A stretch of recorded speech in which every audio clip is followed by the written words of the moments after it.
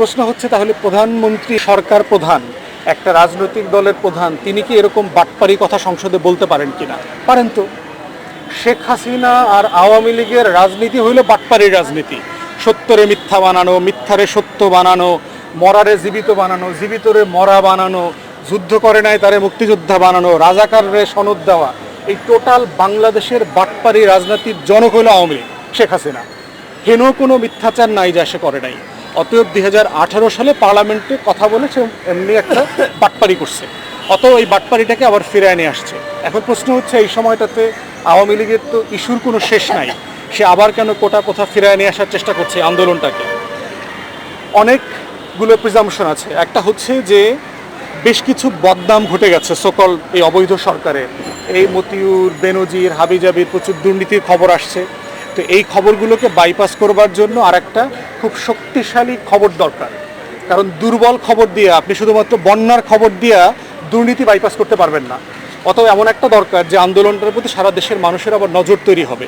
তারা দেখেছে যে কোটা আন্দোলনটা ফিরিয়ে নিয়ে আসলে তারা এই বন্যার সমস্যা, কোটি কোটি মানুষের যে দুর্ভোগ উত্তরাঞ্চলে এবং সিলেট বিভাগে চলছে সেটা ভুলিয়ে দেওয়া যাবে।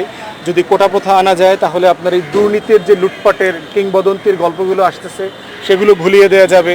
ভারতের সাথে যে অন্যায্য চুক্তিগুলো করে আসছে সেগুলো ভুলিয়ে দেওয়া যাবে। সর্বোপরি হচ্ছে এটা বাতিল করবে কিনা এমনটার ব্যাপারে আমি এখনও নিশ্চিত নই। এটা হতে পারে। আপনাদের 18 সালের নাটকের স্ক্রিপ্টটা মনে করায় দেই।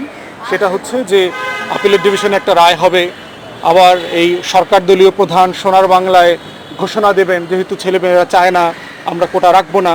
এটার মধ্য দিয়ে ছাত্রলীগ ওনাকে আবার দেশনেত্রী হিসাবে আবার একটা সোহরাওয়ার্দী উদ্যানে সম্বর্ধনা দেবেন। আর এই যে মিছিলকারী জনগোষ্ঠী সেদিন আবার নতুন করে স্লোগান দিবে, শেখ মুজিবের বাংলায় বৈষম্যের ঠাঁই নাই, শেখ হাসিনার বাংলায় বৈষম্যের ঠাঁই নাই। এই নাটকের স্ক্রিপ্ট চলছে। কিন্তু এই মিছিলকারীদেরকে বুঝতে হবে যে তোমরা যদি নাগরিক হইতা, এই দেশের গত 16-17 বছরের লুটপাট, ভোট, গণতন্ত্র, দেশের সব হারিয়ে যাওয়া জাতীয় স্বার্থ সুবিধাগুলো নিয়ে যদি তোমরা প্রতিবাদ করতা তাহলে 18-র আন্দোলনটা 2024-এ আবার করা লাগতো না। এবং মনে রাখো, তোমরা যদি নাগরিক না হও এই 24-এর আন্দোলন 26-এ আবার তোমাকে করতে হবে, 28-এ আবার করতে হবে, 30-এ আবার করতে হবে। এটার সমাধান হচ্ছে যুব সমাজকে নাগরিক হইতে হবে। দেশের প্রত্যেকটা অন্যায়, অবিচার, অসঙ্গতি, জাতীয় স্বার্থ হানিকর এমন প্রত্যেকটা জিনিস, স্বাধীনতা সার্বভৌমত্বের লঙ্ঘন এমন প্রত্যেকটা জিনিসের বিপক্ষে তোমাকে কথা বলতে হবে। আজকে একটা চাকরির জন্য যেভাবে পঙ্গপালের মতো মশা মিছিল করে, তারপরে মাছি আর তেলাপোকার মতো মিছিল করে হল থেকে বের হয়ে আসছো, বাংলাদেশ বিক্রি হয়ে যাচ্ছে, অথচ তোমরা গাঁজা আর ফেন্সিডিলে বুধ হয়ে আসো, তোমরা বিসিএস গাইডের ভিতরে বুধ হয়ে আসো, দেশ নিয়ে তোমাদের কোনো মাথা ব্যথা নাই।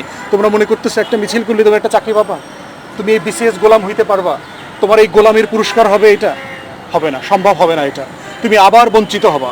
কয়টা ছেলে চাকরি পাবে? তোমাকে প্রজ্ঞাপন জারি করে দিল, যে প্রসেস আছে নিয়োগ প্রসেস, সব আওয়ামী লীগের বাটপাট দালালরা বসে থাকবে ভাইবা বোর্ডে। ছাত্রলীগের চিরকুট, আওয়ামী লীগের চিরকুট ছাড়া চাকরি হবে না। তুমি মিছিল করছো বলে তোমার চাকরি হবে? এটা সম্ভব? প্র্যাকটিক্যাল? টোটাল প্রশাসন আওয়ামী ইস্ট ইন্ডিয়া কোম্পানির দখলে চলে গেছে। অতএব মির্জাফর আর ঘসিরি বেগমের সিগনেচার ছাড়া, চিঠি ছাড়া তোমরা তো কেউ চাকরি পাবা না। অতএব তোমার মিছিল করে যদি এখানে সংবিধানও পরিবর্তন হয় তাতেও তোমার চাকরির কোনো নিশ্চয়তা এখানে নাই। অতএব বুঝতে হবে এই মিছিলটা দেশের জন্য হইতে হবে, এই মিছিলটা গণতন্ত্রের লড়াইয়ের জন্য হইতে হবে, এই মিছিলটা রাষ্ট্রকে রাষ্ট্র বানানোর জন্য হইতে হবে। সেই দিন মাত্র শুধু তুমি গ্যারান্টি পাবা যে তোমার অধিকারটা তুমি ফেরত আসলে পাইতে পারো।